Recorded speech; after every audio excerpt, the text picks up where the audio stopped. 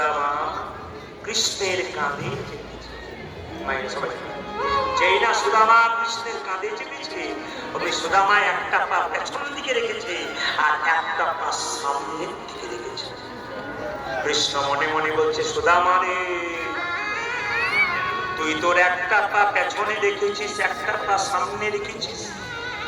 যেই না দুটো পা সুদামা কৃষ্ণের বুকের উপরে রেখেছে, কৃষ্ণ মনে মনে ভাবছে, সুদামা রে, সুদামা রে, সুদামা রে, ভক্ত তো আমার চরণ জড়িয়ে ধরে বারবার কাঁদে, কিন্তু আমি তো ভগবান হয়ে কোনদিন ভক্তের চরণ ধরতে পাই না।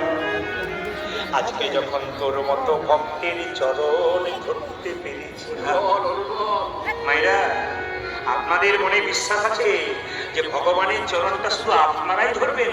তা নয়, ভগবানের উপর ইচ্ছা হয় যে ভক্তের চরণটা ধরব। তবে ভক্ত যদি ভক্তের মতো হয়, তবে ভক্তের চরণটা বুকে ধরতে পারে। সুদামাকে যেই না এরকম করে জড়িয়ে ধরেছে, সুদামার পাটাকে নিয়েছে বুকের মধ্যে, সুদামা তো বুঝতে পারছে না। হঠাৎ কৃষ্ণের চোখ থেকে দু ফোঁটা জল সুদামার পায়ে পড়ছে। সুদামা বলছে, কানাই, আমি বুঝতে পেরেছি তুই তো সবার কাঁধে চাপিস, তোর কাঁধে তো কেউ চাপে না, তোর খুব কষ্ট হচ্ছে, তাই না? আমি বুঝতে পেরেছি তোর খুব কষ্ট হচ্ছে, তুই আমাকে কাঁধে নিয়েছিস, আমার চরণের মধ্যে তোর চোখের জল পড়লো, তোর পুরো কষ্ট হচ্ছে।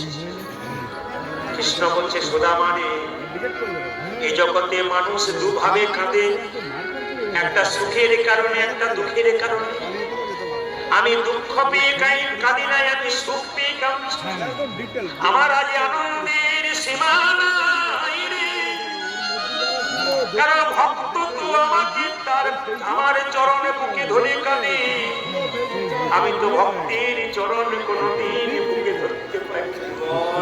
যখন সুদামাকে নিয়ে কৃষ্ণ ছুটে ছুটে চলে যাচ্ছে, সুদামা বলছে, পড়ে যাবো, পড়ে যাবো, পড়ে যাবো, পড়ে যাবো, পড়ে যাবো।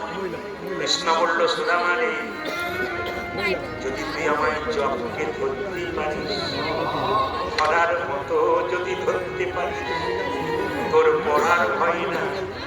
এখানে কি শিক্ষা দিল? কেউ যদি সংসারে থেকে সংসারের সমস্ত কর্ম করে হা কৃষ্ণ বলে কৃষ্ণের চরণ যদি কেউ একবার জড়িয়ে ধরতে পারে, কেউ যদি ভগবানকে একবার,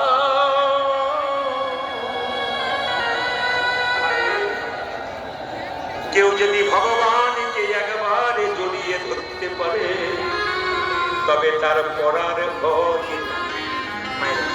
আসলে কিছু মনে করবেন না, এই যে এত